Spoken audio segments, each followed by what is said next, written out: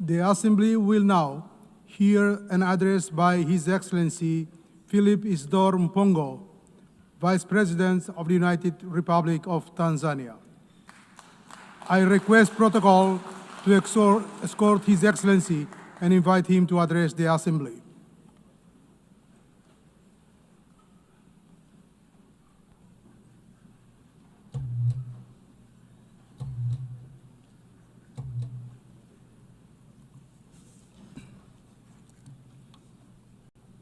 Madam President, Excellencies, distinguished delegates, this year we gather at a historic moment when we are commemorating 80 years since the founding of the UN, but in a somber mood. The theme of this general debate, that is better together, 80 years and more for peace, development and human rights, reminds us that determined cooperation remains our best vehicle for addressing urgent global challenges of this century and beyond. Yet, we are faced with chaos in the form of unilateralism with arrogance, barbaric wars, persistent poverty, injustice, pandemics, as well as an impending climate catastrophe. As we mark 80 years of the UN, we are called to rekindle the vision of its founders, anchored on two pillars. First, nations can overcome difficulties and accomplish more when they work together in solidarity. Second, peace is humanity's truest desire, which we must seek and pursue relentlessly on the basis of international law. By contrast, war is undesirable. It is a senseless path to resolving conflicts on which everybody loses, and its bitter fruits include unspeakable loss of innocent lives, too many orphans, widows, and refugees, as well as wanton destruction. Yet the United Nations Charter has guided us through many challenges over the past 80 years, reminding us to uphold peace, justice, cooperation, and dialogue to resolve conflicts. Today, as the world faces new tests, we must therefore hold firmly to these same principles, for it is only by respecting and living by the Charter that we can honor the past and build a safer and better future for all of us. Excellencies, the past 8 decades also remind us that change is the only constant in our world. The challenges of today are not the same as those of yesterday, nor will they be the same tomorrow. Thus, for the UN to remain relevant and is true to its noble mission, it must embrace change.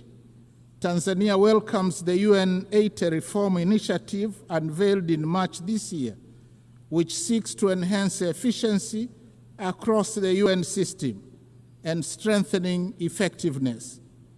My country stresses the importance of upholding the principles of transparency, equity, and objectivity in the process, so as to renew trust and foster inclusive global governance.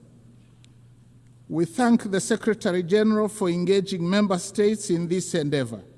Nevertheless, Tanzania reiterates Africa's position on redressing the continent's underrepresentation in the Security Council and calls for admission of at least 2 permanent seats for Africa with veto power, as articulated by the Zuluini Consensus.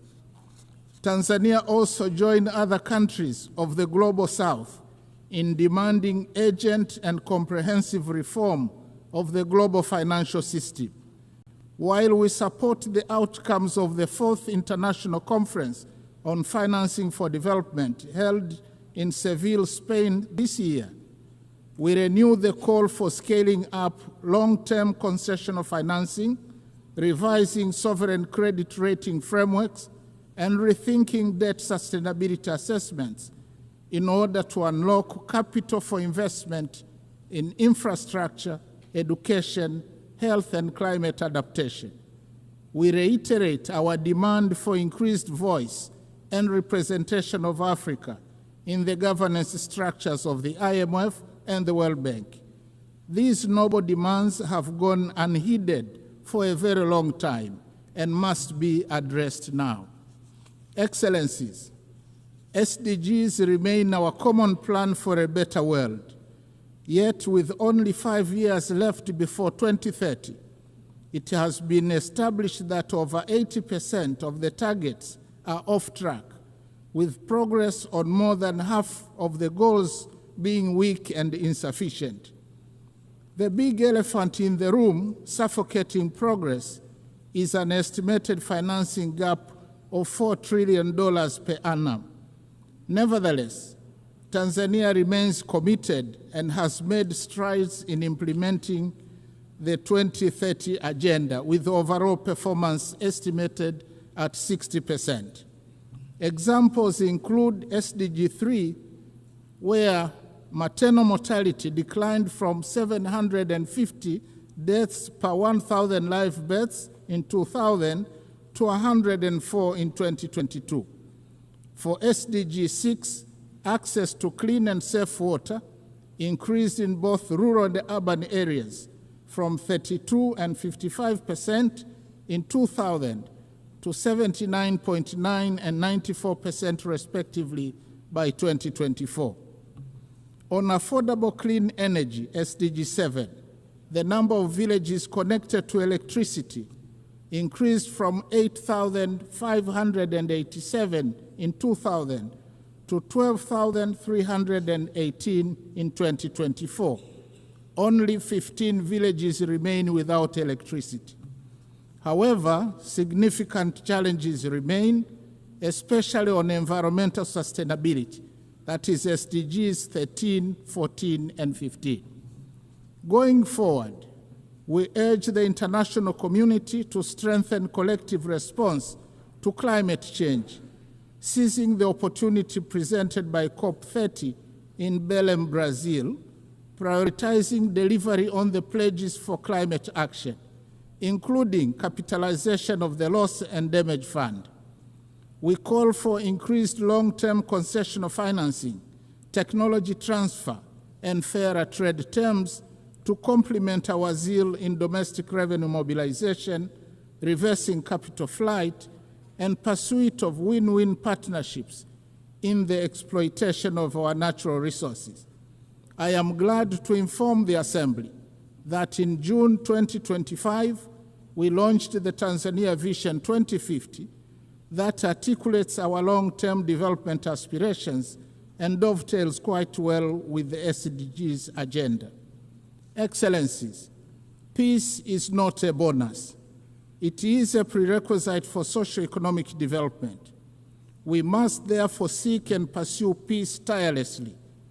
We commend the efforts of the UN Secretary General, world leaders, and organizations that are active in conflict mediation and resolution in countries and regions such as Eastern DRC, Sudan, Russia, Ukraine, and the Middle East. As we commemorate the Beijing Plus 30 and celebrate the progress made in promoting gender equality and the empowerment of women, we call for full involvement of women in the quest for peace. In this regard, I must say Her Excellency Dr. Samia Suluhu Hassan, the first woman president of Tanzania, has shown the way in articulating policies and actions that strengthen the role of women across all sectors of our society. Regionally and internationally, she has been a champion of peace, justice, security, and clean cooking. Tanzania, as a member of the African Union Peace and Security Council, and in our then role as chair of the SADC organ on politics, defense, and security cooperation over the past year, actively contributed to peace initiatives and supported measures to prevent and resolve conflicts. In this spirit, Tanzania announces its candidacy for a non-permanent seat on the UN Security Council for the term 2029-2030, reaffirming our commitment to global peace and security. Excellencies, Tanzania opposes the continued imposition and proliferation of unilateral coercive measures which undermine the principles of sovereign equality and peaceful coexistence enshrined in the UN Charter.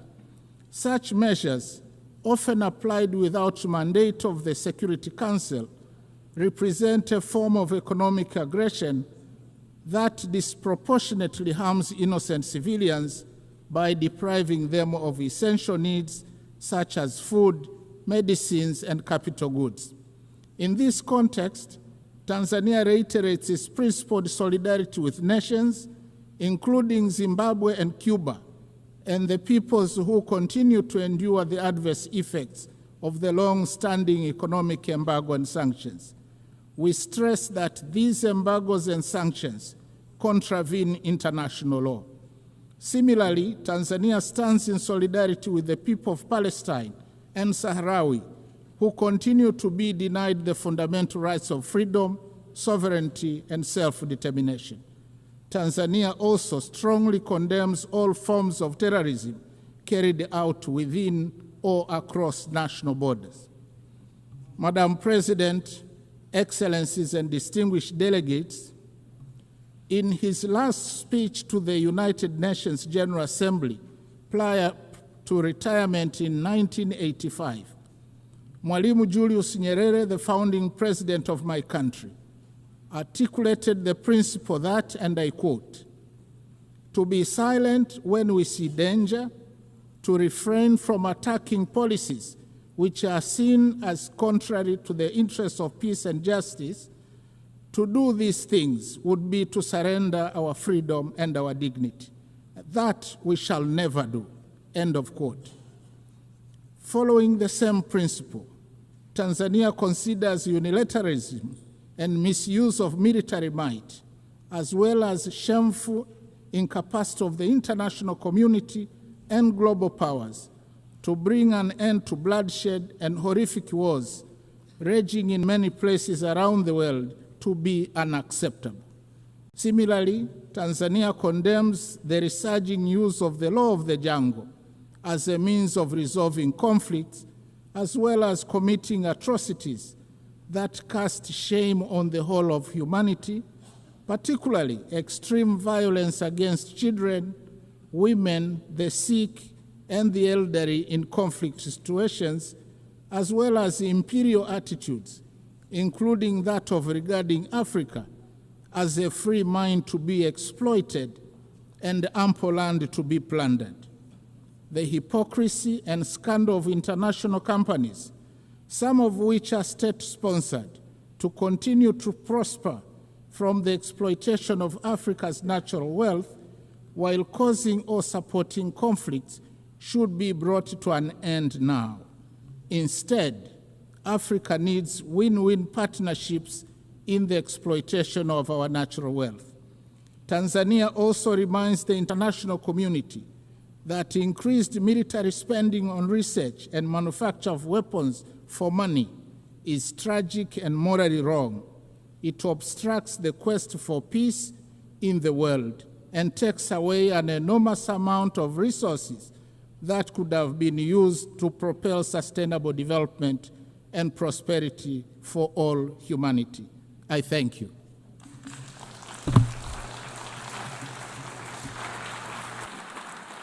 On behalf of the Assembly, I wish to thank the Vice President of the United Republic of Tanzania.